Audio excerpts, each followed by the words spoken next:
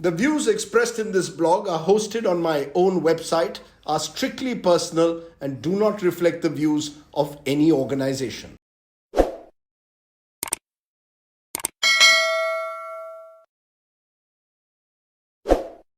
Hello and welcome friends to Straight Bat, my weekly video blog where, as the title suggests, I comment with a straight bat. Namaskar. We've just had the first big election verdict of 2023, this big election year. So I thought today we'd bring you my 12 takeaways from verdict 2023. Takeaway number 1, the BJP is undoubtedly, undisputably Pan-India party number 1 today.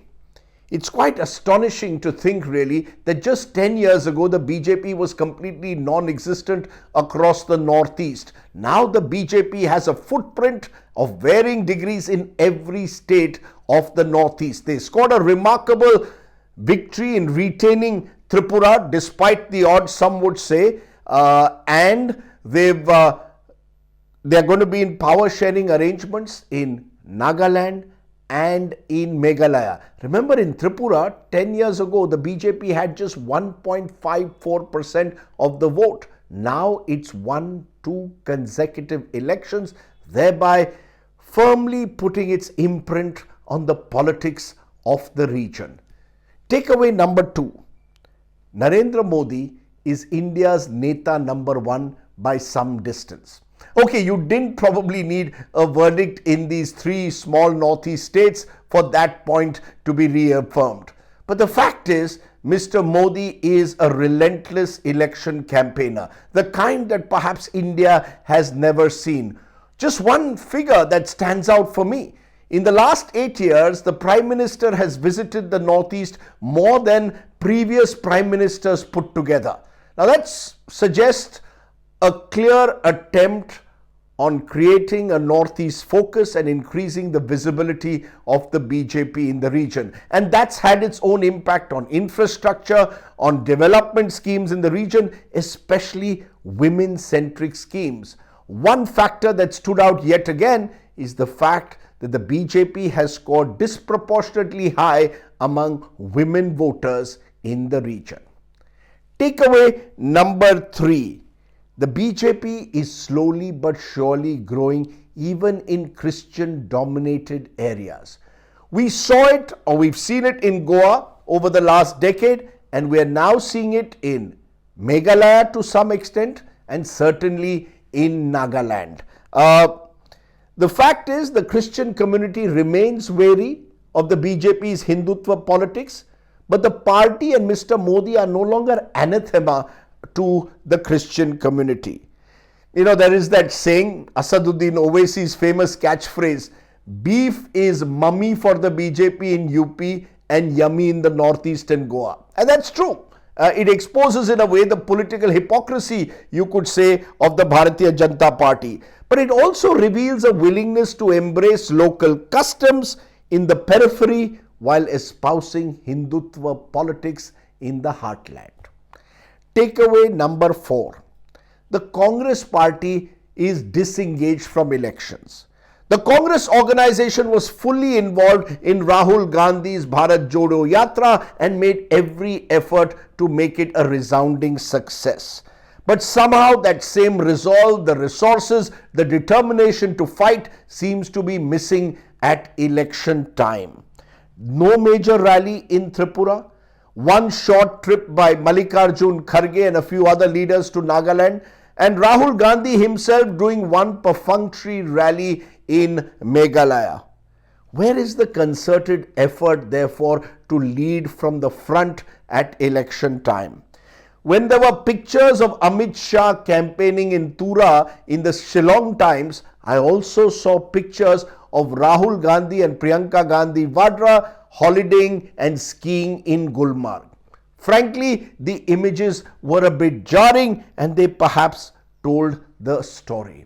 How do you expect the cadres to summon up the fight when the leaders are missing in action at a crucial time? Takeaway number 5.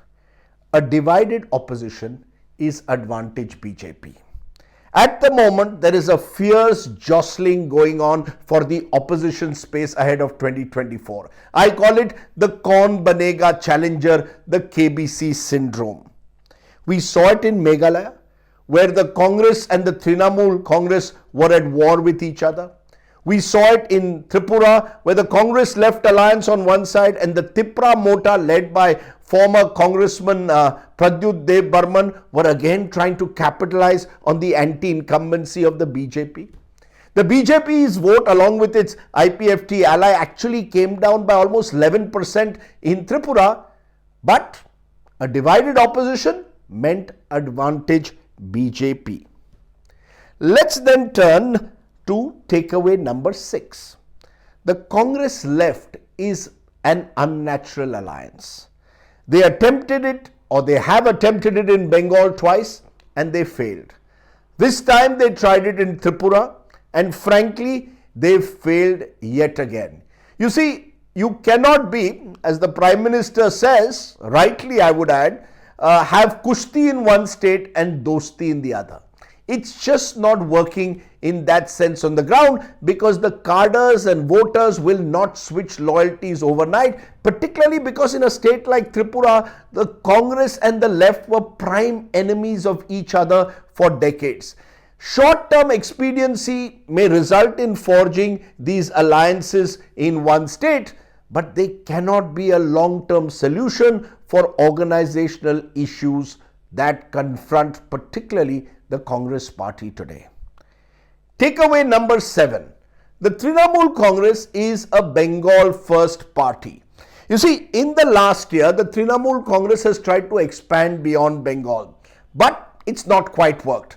They went to Goa last year, unsuccessful. This time, they've attempted Meghalaya and to some extent Tripura. Again, it's not quite worked.